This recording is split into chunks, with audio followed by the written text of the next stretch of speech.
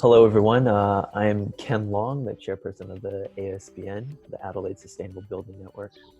So last week, we hosted a presentation by Emilis here with me today on the topic of bushfire resilience. We wanted to follow up that presentation by Emilis to address some questions that have been sent in from our community to have a little bit of interaction through here. And just a quick recap of Emilis's presentation, Emilis advocated for a whole of community approach to developing bushfire resilience, utilizing the concept of fire fitness. And in his presentation, he also highlighted approaches and considerations professionals and homeowners can actually take on board to improve preparations and chance of resilience in bushfire events. So any of you that might have missed the initial presentation would highly recommend you actually view Emilis's presentation for some context to what we'll be discussing here today. And those videos are actually accessible on our Facebook channel, YouTube, and also Vimeo platforms. We'd also like to very much thank everyone who actually submitted some questions. So Emilis can address those particular ones from the community. And so we can also glean a little bit more information from Emilis's particular experience and knowledge. So our session today will mainly aim to get through as many of those questions in a dialogue between myself and Emilis. So once again, Emilis, thanks for being with us. Pleasure. And we've gotten a slew of various questions, kind of many different points. So I guess we're in a certain way challenging you for a lot of aspects that we'll go into later, but we'll see where the conversation leads us. Absolutely. Yeah, fantastic. So shall we just get into it? Yes, please. Fantastic. So one of the first questions that we actually got was a general question around fire water pumps, and the questionnaire was actually interested in your presentation where you said something around a petrol pump rather than a diesel pump, and they were wondering whether or not diesel tanks or pumps had a better longevity. So I'm wondering if you might want to expand on that, the difference between petrol or diesel pumps, or if there's even any electric ones out there. The comment was absolutely accurate that the aromatics in petrol tend to waft off much more quickly once the can is open compared with the oil base of diesel. Yeah. My familiarity is mainly with petrol pumps simply because as small engines, they tend to be the most available and most used. The issue that seems to confront us in the fireground is less about the viability of the fuel than it is about the difficulty of actually getting the fire pump started. People are in hot weather, they're a bit at sixes and sevens, you have to hit all the right switches, you have to get the throttle and the choke exactly right, otherwise the thing won't fire. And so that's where people's frustrations then kick in on the day. My hope is in time, as people get bigger renewable energy systems and bigger battery storages on their homes, that we can move to electric type pumps, because that's a single switch and it works every time. Right. So I think that's the evolution that we're looking for. Right. So in that kind of sense, if, going into the future, if there's a little bit more energy autonomous yes. properties, then that might be an option. But in that case, is there any risk in regards to any electric ones, because you need that electrical infrastructure to the pump, or can it actually be a standalone kind of system? That you can do both. I mean, this is all evolutionary type stuff. Yeah, exactly. I'm envisaging that it come off the main battery store, off the building, I mean, once we get into the electrical side of things, it gets very complex very quickly, because you've also got electric vehicles that can both be a storage for the building, but can also recharge from the building. So the flow of energy starts to go in lots of different directions. What's attractive is simply that an electric engine is a simple piece of kit compared to a reciprocating engine. And in times of duress, when human beings are already feeling the stress, something simple is likely to be more functional. Yeah, for sure. Yeah. So we'll kind of like see how that kind of evolves. But I mean, at the moment, it will probably be more of like a fuel source pump. Yeah, and the traditions are that they're petrol pumps, because they're small units, and we do the best we can with what we can get. Yeah. All right. Fantastic. So all kind of in bushfire prone areas, you just have to see what matches up best to the property and what can last long. Yep. All right. Fantastic. Thank you very much for that. Kind of going on to the next question. It was actually one that related a little bit more to the professions, more of like the architectural professional. Yes. And this particular questionnaire asked, what would you actually suggest for some of the starting points for architects, and maybe this is also building designers, to move toward a more effective and helpful position on bushfire response and resilience? The one that I alluded to in my main presentation is the psychological first aid certificate course that's done by Red Cross. Yep. That's a very important part of getting the person who wants to help into the right headspace to be talking to people who are under stress. I've found in my life it's been quite important. A lot of CPD that I've done has been outside the architectural profession. So I've done courses on mediation, on business process, on advocacy, and particularly where in this environment you'll be talking to people about solutions they are unlikely to have thought about for themselves. The ability to get that in a structured way and get people to be able to take new ideas on board is a skill that has to be developed. It is possible for the Australian Institute of Architects to do an information session on this kind of bushfire buildings advisors type stuff, if that's of help. But I've also provided my details to be put up on screen so that people can call me direct if they want to talk about this stuff in detail. Yeah.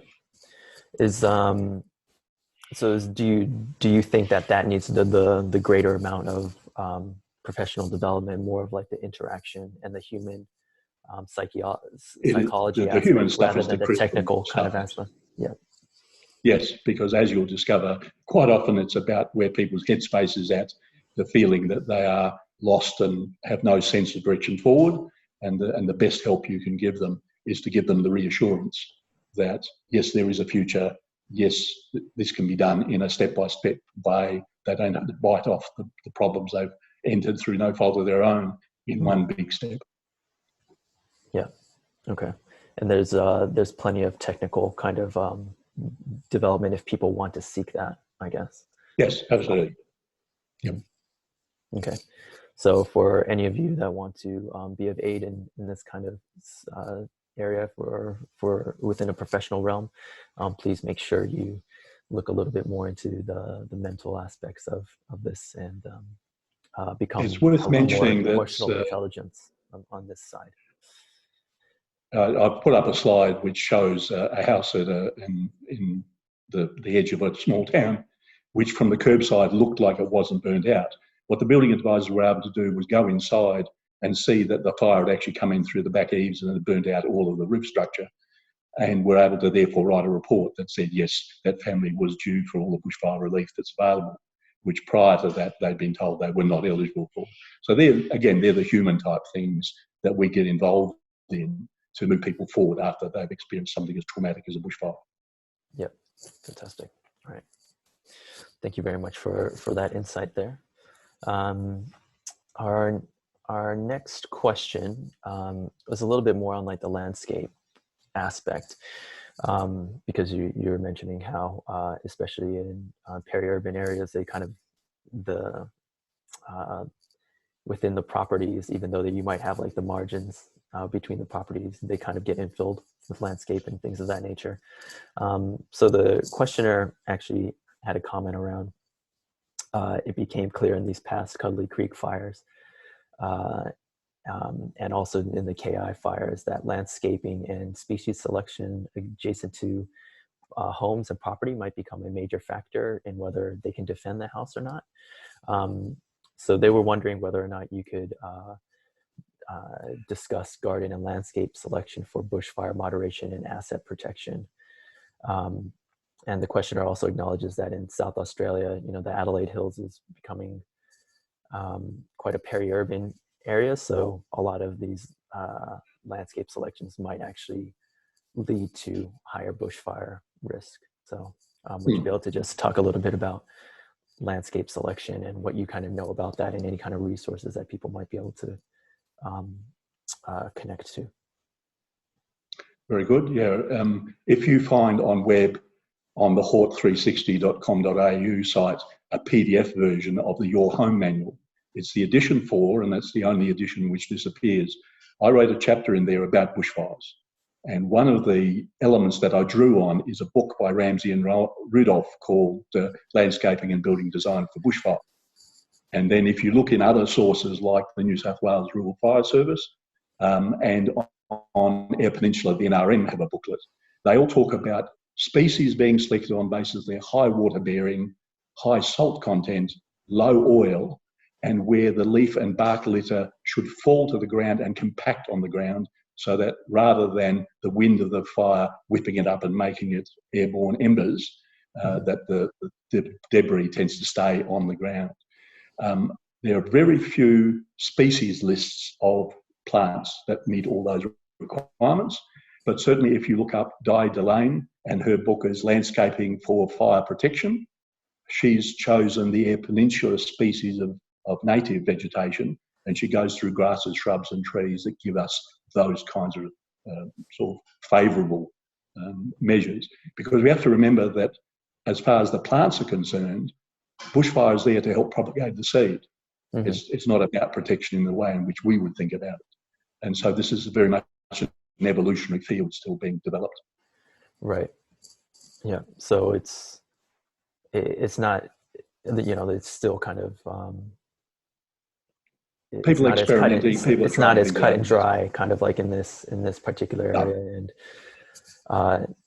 no one's maybe gotten the totally right mix, or because it's probably also evolved depending on the different bioregions and stuff like that in Australia. But that and human preference. I mean, aesthetics the advocacy consideration that the garden should be gardens with succulents and that sort of stuff, and of course that's not the style of garden that a lot of people want. Yep. Indeed.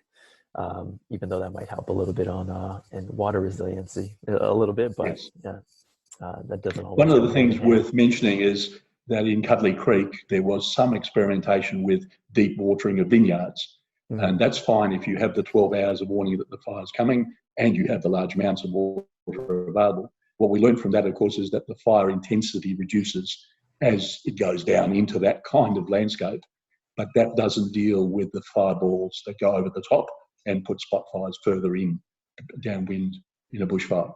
So all of these things are partial contributors, but none of this is easily decided and guaranteed to work. Yeah, okay. So even like the irrigation sort of aspect of it, that becomes a little bit complicated. It's not a silver bullet kind of thing like that. And it needs very large amounts of water. Yeah, which we don't always have, especially when we have bushfire time. So yeah, as you always say, very complex in these kind of spaces. Yes. Yeah. But those resources that you kind of mentioned might be able to give a hint to anyone that would like to go into this area. Give guidance to people who believe that a bushfire is an important thing to have as consideration in the landscape around their buildings. Yeah, fantastic. All right, thank you very much for that. So going along here, the next question is a little bit more about like the material around the water tanks, especially for combating fire. So the questioner just picked up on the presentation that a lot of the tanks that you were showing happen to be concrete, and they've also seen other people use poly or gal water tanks. Now, has there been any comparative assessments or statistics on how well these different materials on water tanks in their survival of the bushfire incidences, and whether or not one of them might actually work better in terms of like longevity? We can go to the Minister's specification, which is SA 78, and the CFS website has information on the fixtures and fittings. Yeah. Poly tanks are not permitted as fire water storages because even when they're full of water, the sheer intensity of the radiant heat of the fire can buckle and destroy the tank. Steel and concrete are both acceptable, both in the form of pre-made and delivered to site, or tanks that are actually erected on site. So if you're dealing with large water storage, the tanks would be built in place. Yeah. All tanks have their limitations. I've had concrete tanks weep and create efflorescence on the outside where there was a weakness in the concrete pour. I've had steel tanks where the inner liner has folded and over time created a little crack. I've had underfloor bladders, including in this building here, which after many years, one of the welded joints was a bit weak and it gave up the ghost. So all of these things come with maintenance obligations. Right.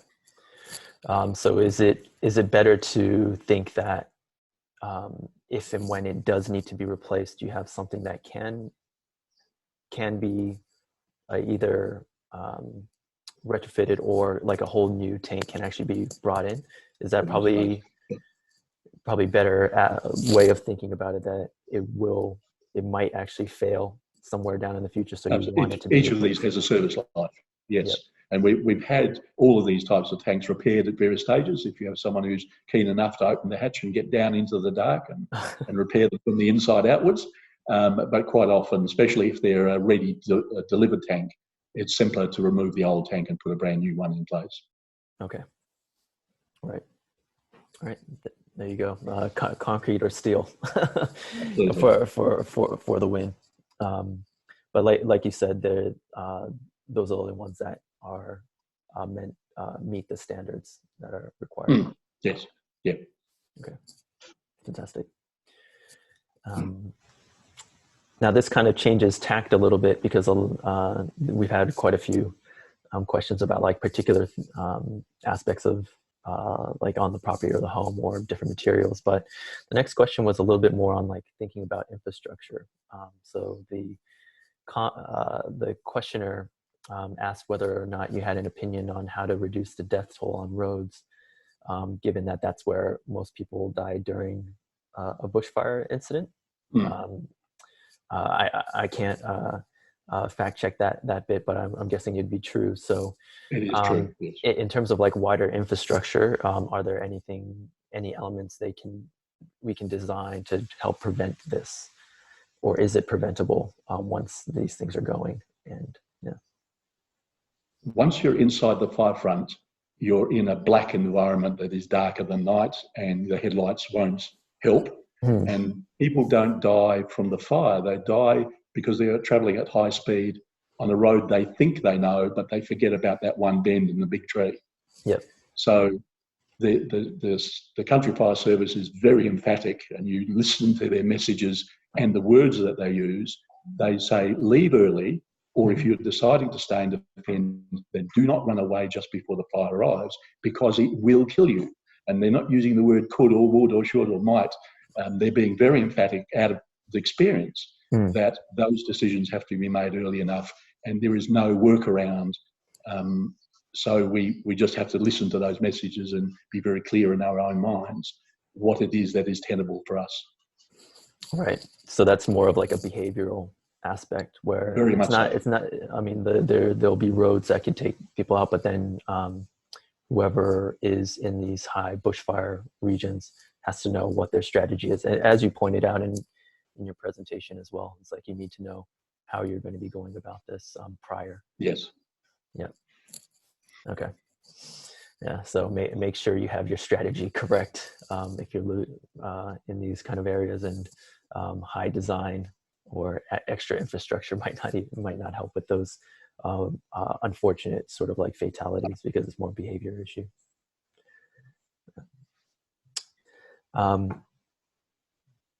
Now, this question kind of leads into sort of like the strategy a little bit around on the property or whatnot as well. But the next questioner asked whether or not there's a place for ignoring or reducing bushfire building requirements, and instead thinking of homes or parts of the homes as like a disposable asset. So, like, what do you know it's going to be burnt and just left behind? And the follow-up comment to that was recognizing that if this was to be the case, that some of these homes would be uninsurable. So I wonder how you process that kind of question and that kind of comment, Emilis. In the medium term, bushfire is bushfire, and that kind of selective approach will never be implemented, simply because on the day nobody will ever remember whether their house was meant to withstand the fire or not, or whether portions of the building were meant to withstand the fire or not. Right. And the practical reality is that the bit of building that is burning is what's going to encourage the rest of the building to burn, even if one half is seen as disposable and the other half is seen as bushfire resistant. So no, we will be dealing with the full buildings in their entirety, and people will make choices about minimum compliance, which means they'll leave early, or they'll have buildings that have a lot of passive and active firefighting capability to be able to stay and defend. And that's always the way it's going to be. Right. Yeah. So no sacrificial areas of. I'd hate to be standing in front of the coroner saying, "Oops, I forgot that this piece of the building I was in was sacrificial." Yeah. Fair enough. Yeah, it's interesting about that question, anyways, because it kind of makes it feel like the bush, any kind of like disaster, whether it's bushfire or any kind of other kind of aspect, comes in like one straight path. So like even if you did have a sacrificial sort of like area of a property or a home, it's not guaranteed that any kind of disaster would come from that way, anyways. So. Yeah. And this is in my main presentation, that was the point I was trying to get across, is these things are so uncertain. And so when I described even the buildings of my own that had survived bushfire, I made the point that that was no guarantee for the next time. Yeah. And as you also said, there's no guarantee of anything being fully bushfire resistant, So absolutely. So that's a lot of the mindset that people creating that have properties in these areas or want to live in these areas very much need to consider. So, this is the next question is also around an element around the building, and the questions asks, as a landscape designer, I'm very curious about whether we should be putting decks in bushfire prone areas anymore. So maybe these like additions to houses to extend the living area. Of course, a lot of people want to be able to sit out there and enjoy nature and things of that nature. But these additions, do they also can they actually exacerbate the damage that might be caused in bushfire areas, especially if once again, peri-urban areas where people a little bit, even though they might have their own block, they could be a little bit closer to each other. And so the reality is that, yes, decks can be a flame source that is trying to attack the main building. And so under the rules, the decks are in fact separate structures. So you don't have portions of the deck structure going into the inside of the building structure.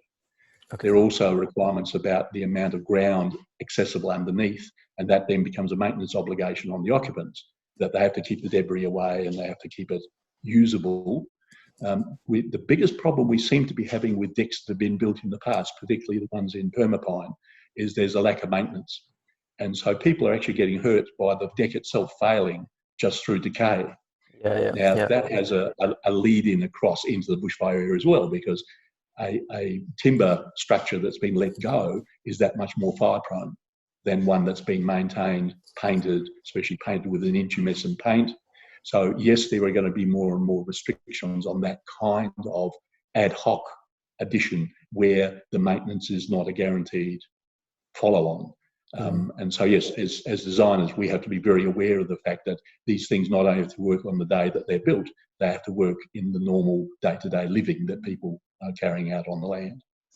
Yeah, but I guess there's also, as you're saying, like with a maintenance thing, if perhaps homeowners or property owners aren't on top of that, then it's hard to kind of regulate that sort of area because there's not really inspection checks on decks.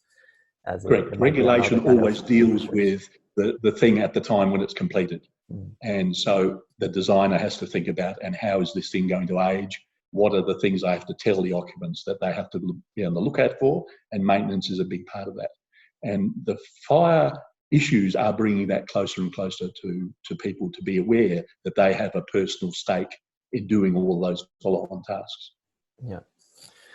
So if there was sort of to be like an indoor-outdoor space, is there sort of a better solution that might be like a deck, or does that just become like a case-by-case sort of area? A lot of it is case by case. The building I'm sitting in right now is 3 stories and it has a deck on each level, but the deck is an integral part of the building. It's a steel structure and it's got concrete floors.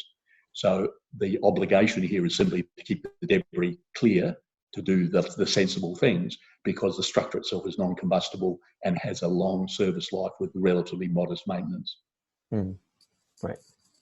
Okay. So you can also think about like the materiality of very much outdoor so. spaces as well. Okay. Fantastic. The next question that we've got sent in has to do a little bit more with insurance. So the questionnaire has mentioned that in October 2019, the ABC published a news story stating that many Adelaide Hills suburbs could become uninsurable or too expensive to insure, and also that they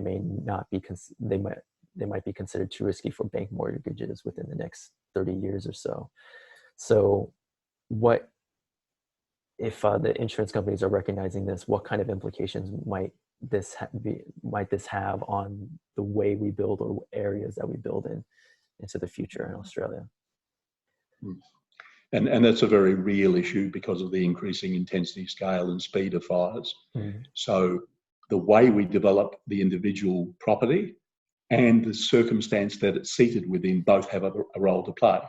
Insurance is about risk, and so the actuaries calculate that risk, and that's informed in part by the extent of payouts. And every time we have a very large bushfire season, of course, the very large payouts is what is causing the issue about, does this mean increases in premiums? Does it mean that the risk is mitigated at the insurance level, that they just simply don't want to take the risk on? On the individual property, obviously the more fire fit you are, the more the premiums can be kept in check. But there is an element that's coming up of the surrounds, the community in terms of brigade availability and your immediate neighbours, because the fire authorities have found that sometimes the heat is not from the fire source itself, from the flames, it's from the house next door that's burning. So the risk is therefore not just within the property, but what's happening immediately around it. And so in my main presentation, I talk very much about you knowing what your neighbours have, because if you can use their firefighting gear, that may in fact save your house. Well, the insurance industry is taking exactly the same view.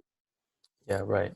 So would that actually, especially in these areas, like outside of things around like electrical, water, gas infrastructure, should they also be quite transparent about what kind of fire yes, related infrastructure might be available, or is that still and it is basically in the interest of the homeowner at the time when they want to get their premium to make that clear? Then the assessor has a better chance of positioning you correctly in the risk layers that are the insurance companies are interested in. Right. So, but then at the same time, hopefully this doesn't take away people within these communities. Do you think that will ever come to that kind of like situation where people won't be living in some of these peri-urban places just because it's unaffordable to do that through an insurance or mortgage? My belief is that people will be a lot more aware of their personal responsibility and the potential costs. of going into a particular place that they find desirable to live in. And so that cost benefit will become a lot clearer, and therefore people won't be sidelined by unexpected things like rising insurance premiums. Yeah, right on. It's a very interesting sort of area to consider, really, because the increasing intensity that relates to like climate change and things of that nature. It really does showcase that it has a lot of economic impacts and financial impacts of it, and the wider considerations that we need across many different areas, not just in our own homes, really. So yes, it'll be something to keep an eye on for a lot of people going forward. Hey. Yes.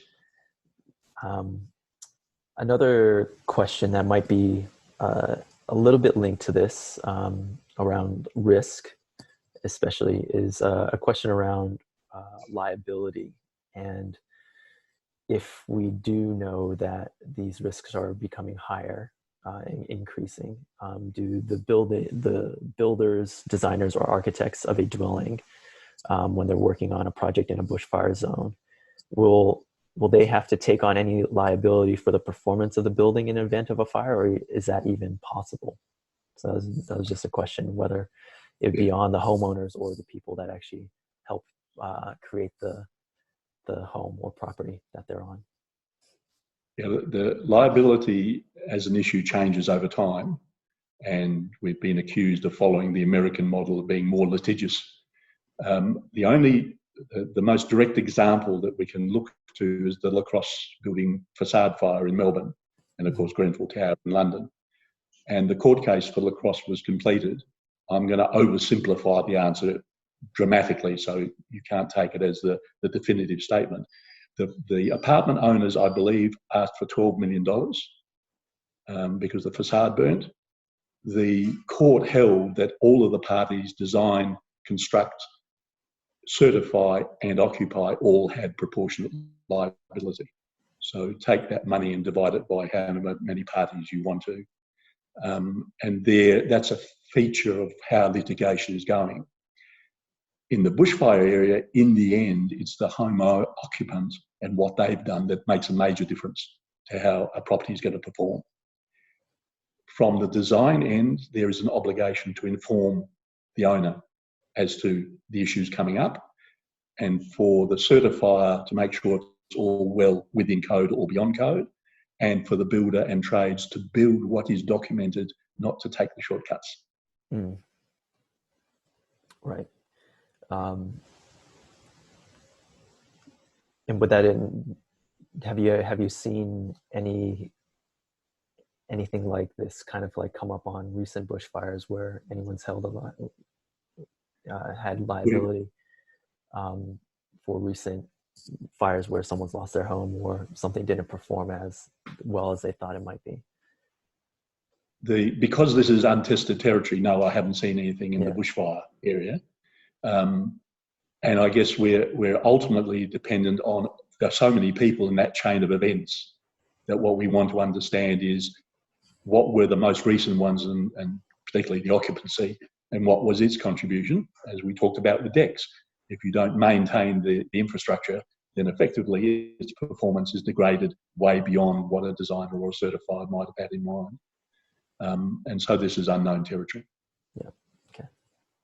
Fantastic. So that was the round of our questions that we were able to get through our community. So thank you very much for that, Emilis. I was just wondering if you happen to have any other kind of like final comments or any wrap-up comments that you'd like to share with the community. I just want to do a very quick review of one task done by building advisors a few years ago in a bushfire, and I've supplied a slide of the subdivision where this occurred. It's a subdivision that was done in 1870 by Goyder when he was subdividing or surveying north of Adelaide. And the farmers at that time, when they put their fences up, incorporated the road reserves with their land. So there was a huge mismatch between the land title and the actual fenced area. Bushfire came through, took out the fences, which Blaze Aid, of course, replaced in their existing location very quickly. The homeowner who lost his home got a contract to do the rebuild, and the builder said to him that the survey showed that, according to the land title, half his house was on the neighbour's property, because there was about a 10-metre mismatch in the fence line between the title and the actual fence line. The building advisors got involved, and I'm just going to quickly outline the people who had to be consulted. All of the people in the subdivision had to get involved. Council, as a political body, had to get involved because they had to rescind their right to the road reserves. Council, as an administration, had to put a money package together to be able to deal with this matter. At state level, the Surveyor General and the Registrar of Land Titles both had to agree to the process. And the Institute of Surveyors found a couple of companies who were happy to do the surveying work, either at cost or pro bono. And everybody had to sign off on it so that the old titles could be rescinded and new titles could be issued to suit the fence lines, which then allowed the builder to do the rebuild. That's the kind of complexities we get involved in when something out of the blue happens like this. That mismatch had existed for 140 years and nobody had cared about it. But one bushfire destroying one home brought that whole thing to the surface. And there are hundreds of mismatches of that kind, because while now we use a 3D station with high accuracy to do surveying, in the 1800s, it was two young kids with the 22-yard chain clambering through the bushland that were doing the surveying. So we have these things latent in the background. So the building advisors' work is sometimes very convoluted and very interesting. It's one of the reasons I'm involved. Right. Yeah. And like you said, there's lots of different sort of aspects to it and the complexities to it. So it's really good to at least know of all the different sort of factors to that. So, absolutely.